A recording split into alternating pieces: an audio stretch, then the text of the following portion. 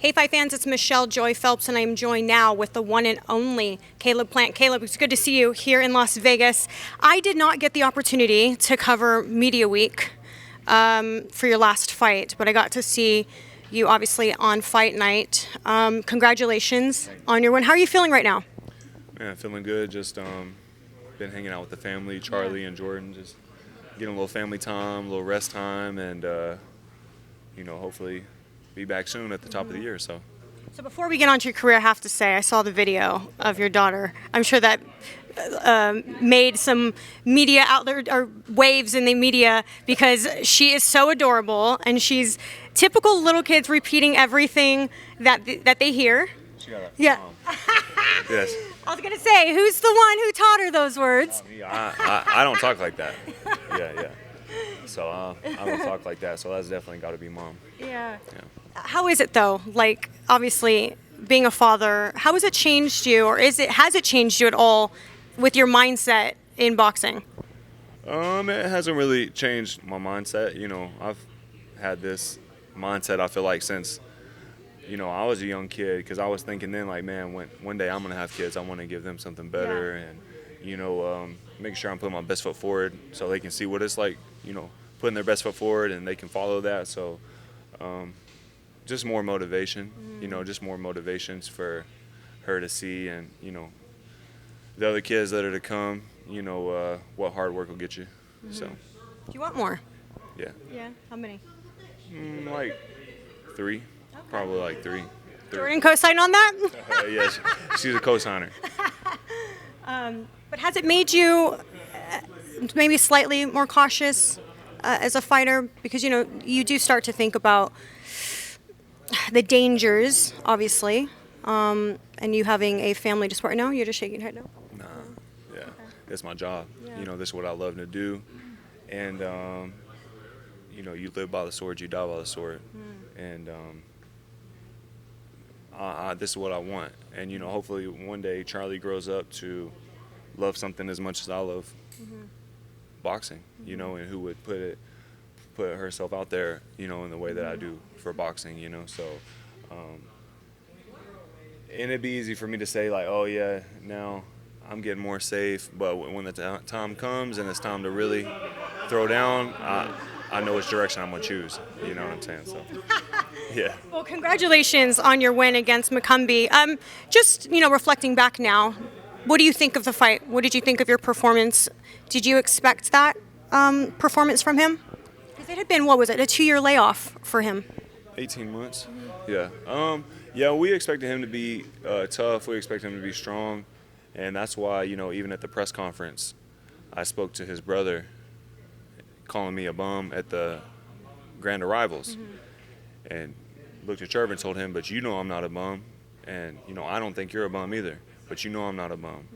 And that's why one reason we went with Trevor, coming off 18 months, I wanted somebody who was going to push me and, bring the best out in me.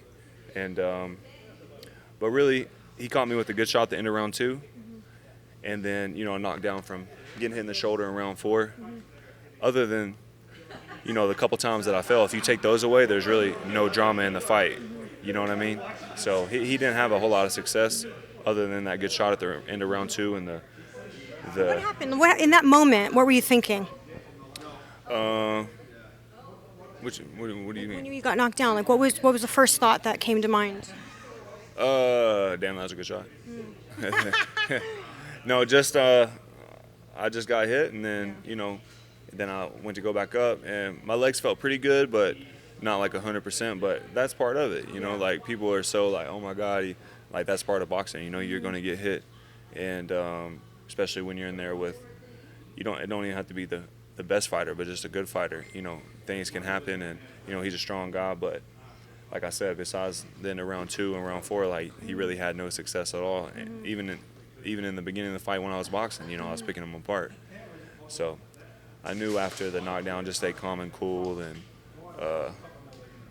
at the beginning of round 4, I stepped to him, went to the inside, and at the end of round 4, I did as well. I come back to the corner, I'm like, oh yeah, this is where I need to be.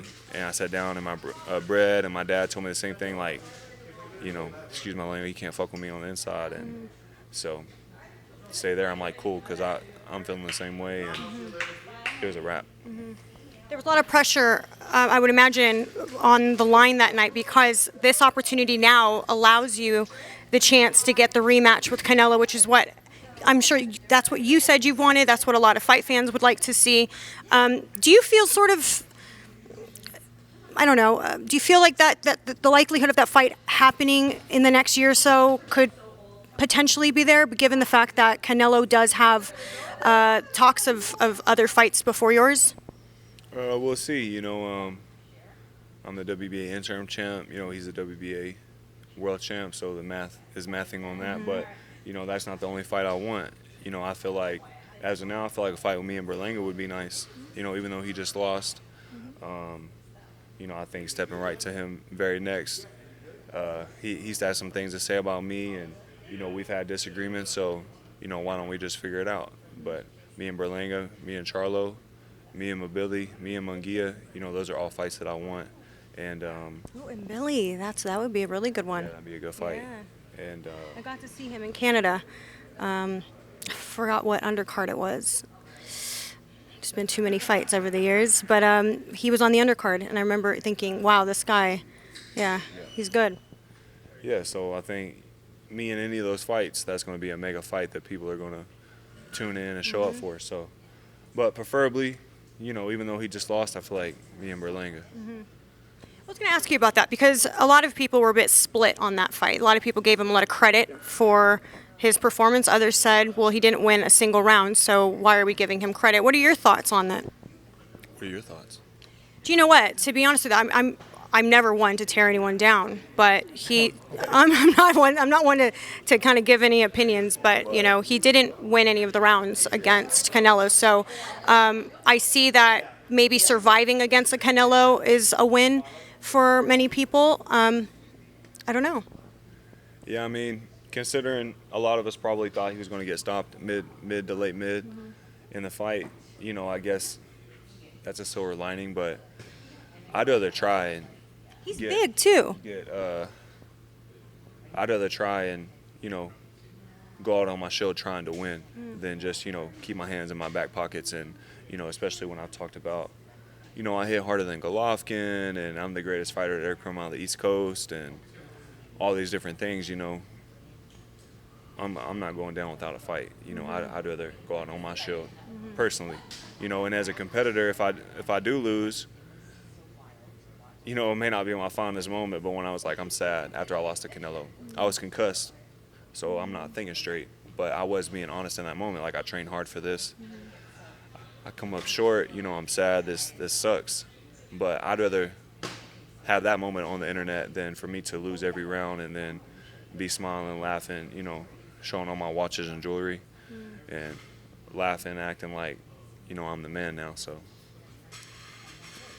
What did you think of his size advantage? I can't remember the specific, but I think he came in, if I remember correctly, just over 200 pounds. Thoughts? You know, he said that he would like to fight Anthony Joshua, test his greatness by fighting Anthony Joshua. If he wants to, go ahead. Yeah. But, I mean, he just, you know, he got walked down the whole fight by a guy who was significantly smaller than Anthony Joshua, so, and he's been dropped by, you know, Erickson Lubin, who's a hell of a fighter, but, you know, he's a 154-pounder, you know, been dropped in the amateurs, and so, you know, I'm not sure if that would go the way he thinks it's going to go, but I think he's just talking, you know, he seems to just yap a lot, so. Okay, Charlo, I haven't really spoken to you since that whole incident went down about the smacking around and things of that sort. Like, you guys, have you ran into each other at all since then? No. No, he was on, you know, live, and he got his apology across, and so, you know, as far as that situation goes, like, I think, you know, leaving that situation where it was at, and, you know, us making a fight happen. You know, I think that's what's more important than harping over anything that's going on between us. Like, who cares, you know? I think, you know, a fight should come of that. Do you want a rematch with Benavidez? Yeah. Yeah, I like I feel like just since the Benavidez fight, I really took that 18 months serious and really put my nose down and grinded hard. And, you know, I feel like any fight that I'm in, I'm going to win. And if you beat me, then I feel like I learned enough to come back and beat you the next time we fight. So that's how I really feel. And that fight was already close. I had at least 5 of those rounds. And with the fighter I am now, you're telling me that I can't win 7 of them? So, but right now on my hit list, David seems to be at 75. He's a bigger guy, so I'm sure he's probably not coming back to 68. Right. So my focus is me and Berlanga, me and Charlo, me and Munguia, or me and Mabili. So in that order. Do you think that you would ever consider going to 175, or do you feel like 168 is where you want to be? I feel like 68 is where I want to be. I stay in shape year round. I live a healthy lifestyle year round, and I'm able to make the weight in a convincing way. So I don't really feel the need to go to 75. Turki Aldashik has said that he would like to see David Benavidez face the winner of Better Be of Bivol. What do you make of that? I think that's a good fight. Yeah. I'm sure David would want that too. So yeah, that's a damn good fight. I'd love to see him fight either one of those guys. So The fight's this weekend. Do you have a prediction? I do not. Just tuned in as a fan, excited to see it. This is a huge fight. 2 great fighters and great boxers, And like I've said in other interviews, I feel like what they're known for isn't all they're good for. Like Better Biev is known as the puncher, but he's not just a puncher. His balance, his ring IQ. I said in the other 2 interviews, but he'll lure guys to the ropes and turn them, put them on the ropes, and he can put his hands together quick. Bivol is not just a stick and move boxer. He's physically strong. He can hit hard. So Better Biev has been dropped by lesser guys. So you can't tell me there's no way Bivol can't drop him. So we'll see.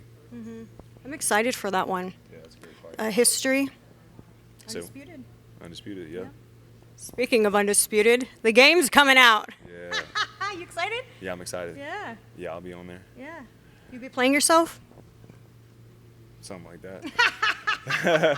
Yeah, I think it's like I'm in a downloadable package or something like that. So, yeah, I'm excited to play the game. Me and my buddies have been playing the Fight Night Championship on PS2 here recently to get, knock the rust off, and it's been fun. What else did I want to ask you about? Coming up, just your thoughts on Mike Tyson and Jake Paul. A lot of mixed emotions, a lot of mixed opinions about the fight being sanctioned as a pro fight and not an exhibition. What are your thoughts? I mean, we're here now. So, as far as, the fight itself, Mike has been training with my strength and conditioning coach, Tony Brady, and another guy from the gym named Andy. Yeah, Tony's a hell of a coach. He will work the dog shit out of you, and Mike has been liking the vibe between Tony and Andy, and so they're saying he's in shape, looking good. So I'm excited for the fight. Yeah. Are you surprised at how far Jake Paul's come along? I mean, surprise might be a strong word. Listen, when you really set your mind to something, when you really want something, you're gonna figure out a way to get it done. And Jake seems to be somewhat of an athlete at heart. At least has some athleticism, and he didn't have to start boxing.